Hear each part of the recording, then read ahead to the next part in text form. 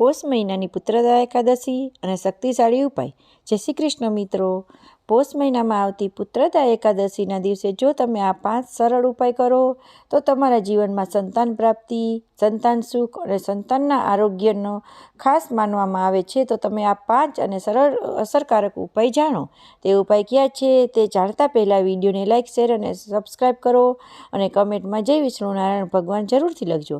તો ઉપાય પહેલો, તુલસી અને વિષ્ણુનો ઉપાય। એકાદશીના દિવસે સવારે ભગવાન વિષ્ણુને તુલસીના 11 પાન અર્પણ કરો અને મંત્ર બોલો, ઓમ નમઃ ભગવતે વાસુદેવાય। ઉપાય બીજો, દીપદાન ઉપાય।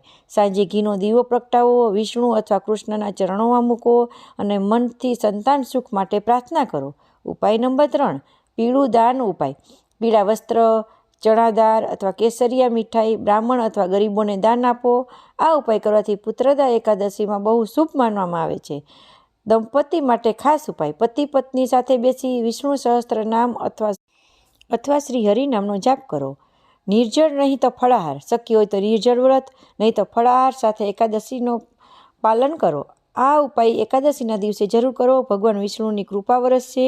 વિડીયો પસંદ આવે તો લાઇક, શેર અને સબસ્ક્રાઈબ કરો। જય વિષ્ણુ।